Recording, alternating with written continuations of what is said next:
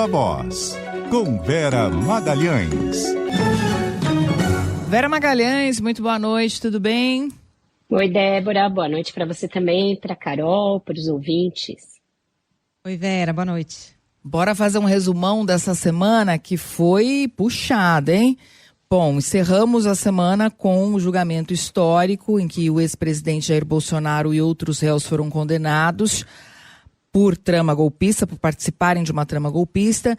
E as penas, a maioria delas, penas altíssimas e em regime fechado. O que a gente quer saber, nossos ouvintes estão perguntando aqui também, pelos nossos canais, o que acontece agora? Quando é que esses condenados começam a cumprir pena e onde eles devem cumprir essa pena? Pois é, a pergunta que não para de chegar para mim também nas minhas redes sociais, no meu WhatsApp, desde o porteiro, todo mundo que me encontra pergunta a mesma coisa. Mas a resposta não é tão simples, não tem uma data definida, meninas. O que eu consegui apurar, tá? O primeiro passo agora é a publicação do acórdão com os votos e com ali a decisão final da primeira turma a respeito dos condenados deste núcleo da trama golpista. Isso eu apurei que deverá sair em 15 dias, ou seja, é um prazo curto. Tinha gente esperando até 35 dias para a publicação do acórdão e eu apurei que ele deverá sair em 15 dias, então vai sair rápido. Não teve realmente muita controvérsia na questão da dosimetria e não teve muitos questionamentos na hora em que o ministro Cristiano Zanin esperou ali aqueles 5 minutos para que chegasse um documento proclamando o resultado. Então, é de se imaginar que o acórdão, que vai trazer um resumo do que foi o julgamento e a decisão da maioria da turma, saia sem muitos questionamentos, mas uma vez saindo, abre-se prazo para manifestações tanto do Ministério Público quanto das defesas. E aí tem aquela discussão sobre quais recursos são cabíveis nessa fase. Pelo placar, em que só houve um voto de dissenso, não caberia a análise de embargos infringentes, mas isso não significa que a defesa não vai apresentá-los. Os embargos infringentes são aqueles que questionam o mérito da decisão. E também os embargos de declaração que questionam aspectos formais do acórdão, ou seja, se ficou alguma coisa duvidosa, se alguma coisa está contraditória em relação ao que aconteceu, se alguma coisa precisa ser mais bem explicada. Nada disso deve ter poder de alterar o resultado, tá? Por mais que as defesas estejam empenhadas em recorrer, digam que vão alegar que as penas são desproporcionais, que elas foram muito fortes, violentas, etc., não imagino que vá ser acolhido algum desses recursos. E aí vão passar outros recursos para que seja analisada a possibilidade de prisão humanitária, por exemplo, de alguns dos réus. No caso do Bolsonaro, do general Heleno, de outros que têm condição de saúde debilitada ou que têm uma idade mais avançada. Existem vários precedentes, embora a nossa lei de execução penal não defina a prisão domiciliar como uma das formas de regime para cumprimento de regime fechado, tem sido comum o Supremo conceder essa prisão domiciliar humanitária. Por exemplo, é aquela que está valendo agora para o ex-presidente Fernando Collor. Então, isso poderá ser analisado com alguma chance de ser acolhido desde que se comprove que Bolsonaro ou qualquer um dos outros, se ficar no regime fechado em algum lugar, vai sofrer uma deterioração rápida do seu estado de saúde. Então, tem muita água para passar por baixo da ponte até que realmente exista o que se chama de trânsito final em julgado, ou seja, não cabe mais nada, aliás, já teste, acabou, e agora cada um vai cumprir a sua pena onde ficar designado. Então, o cálculo mais próximo ali que eu colho é que em novembro, talvez isso comece a acontecer. Ô Vera, tem um day after de climão no Supremo, né? Como é que fica a relação entre os ministros daqui para frente, depois que ficou evidente o isolamento do ministro Luiz Fux na primeira turma?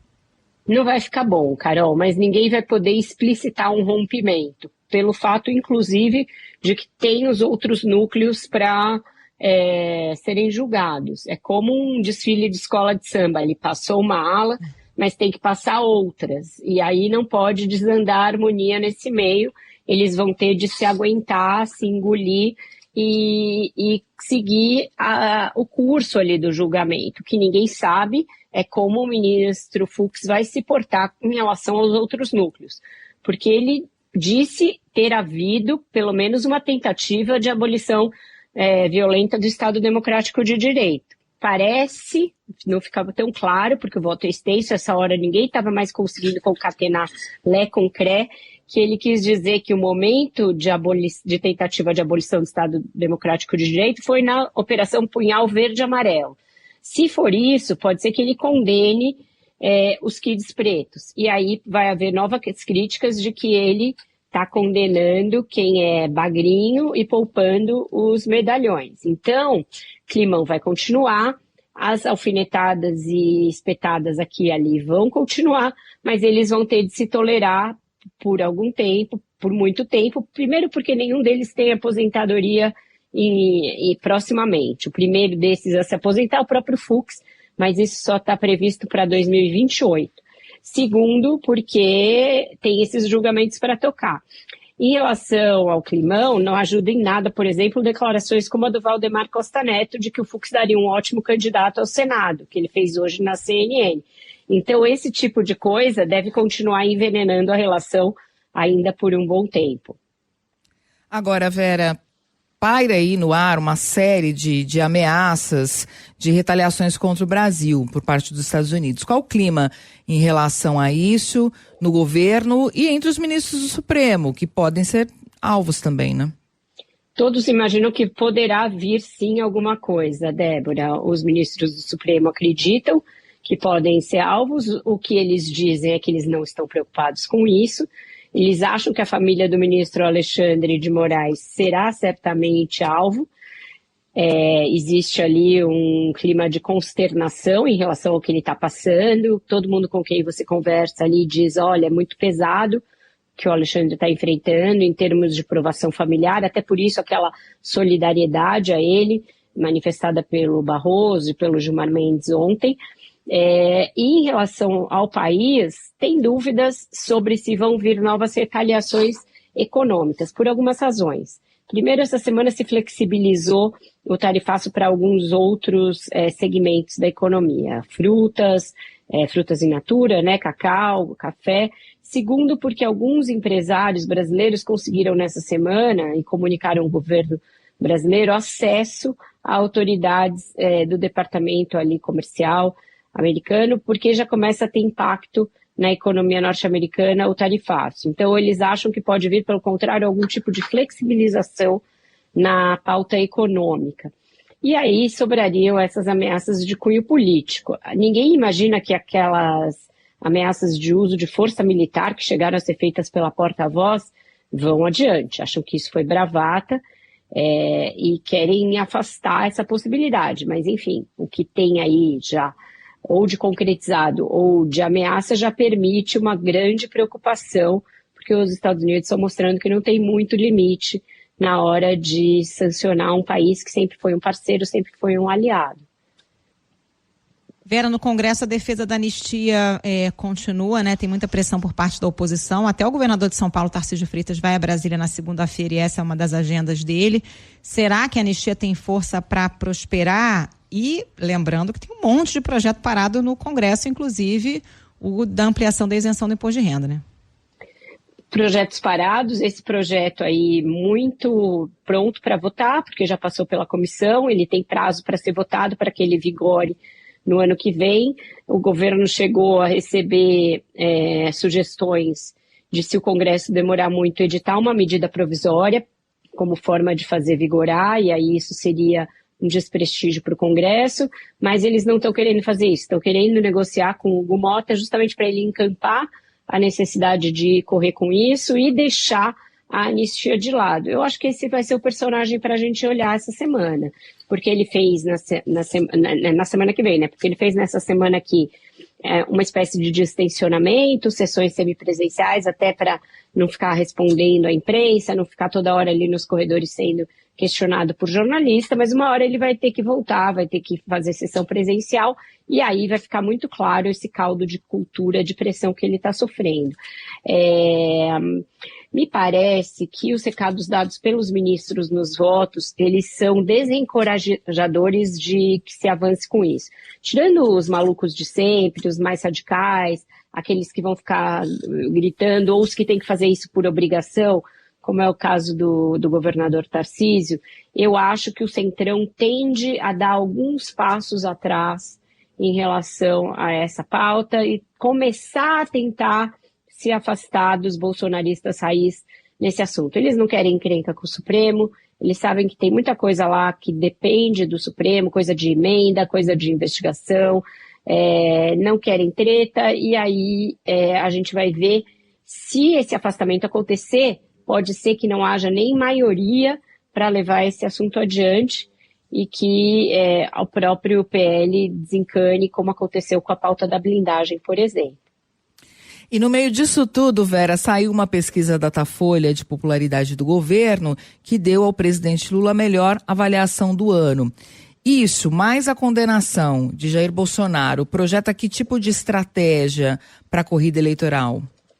Senti o governo mais animado, Débora, nas conversas que eu tive ali nos poucos intervalos de julgamento.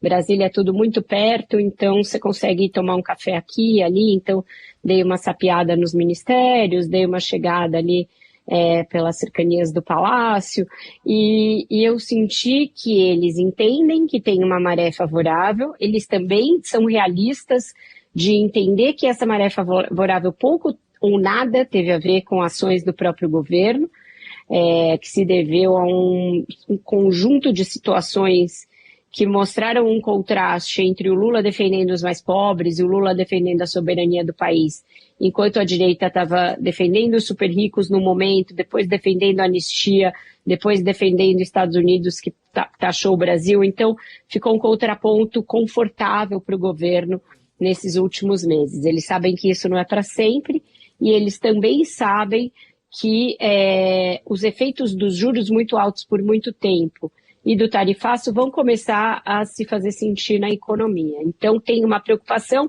de não aproveitar essa maré o suficiente para que o governo deslanche os seus próprios projetos. Então, eu vejo que todo o enfoque, todo o direcionamento que o Lula está dando é para votar esse projeto do IR. Esse é o projeto que vai caracterizar de uma vez por todas que esse é um governo que está cumprindo a sua promessa de ser para os mais pobres, de fazer distribuição de renda. Então, eles vão pôr essa bandeira para bombar e como uma maneira também de pressionar o Congresso. E, enquanto isso, tentar compor uma maioria ali, a maioria não vai ter, mas uma aliança que seja não tão grande, não dê tanto tempo de TV, mas que seja sólida para enfrentar o candidato bolsonarista que eles esperam que será o governador Tarcísio de Freitas. Tarcísio já está com as andanças bem mais explícitas do que antes, em que ele procurava negar a candidatura. Se ele realmente puser o bloco na rua e for ungido pelo Bolsonaro, vai ficar muito difícil para os outros governadores manterem uma pré-candidatura, porque tudo tende a se aglutinar em torno dele. Ele também está fazendo uma costura partidária que pode dar a ele muito tempo de TV, se ele conseguir juntar a União PP, o Republicanos, o PL, o PSD do Gilberto Kassab. Isso é um monopólio quase ali do tempo de TV.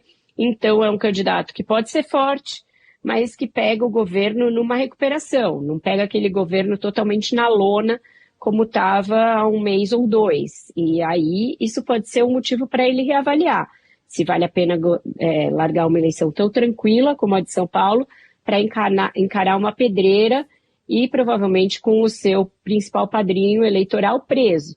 São muitos os cálculos que têm que ser feitos dos dois lados, mas hoje, no cenário de hoje, os blocos estão organizados desta maneira. Muito bem, Vera. Hora de descansar dessa semana, porque semana que vem tem mais. Beijo, bom fim de semana pra você. É hora de comemorar que hoje é aniversário do meu filhote, do meu mais novo. Parabéns, viva! Parabéns, Phelps. Quantos anos? 17. Ah, que legal, que idade linda. Parabéns, então aproveitem. Obrigada, gente. Tchau, tchau. Um ótimo fim de semana para vocês e para todos. Beijo.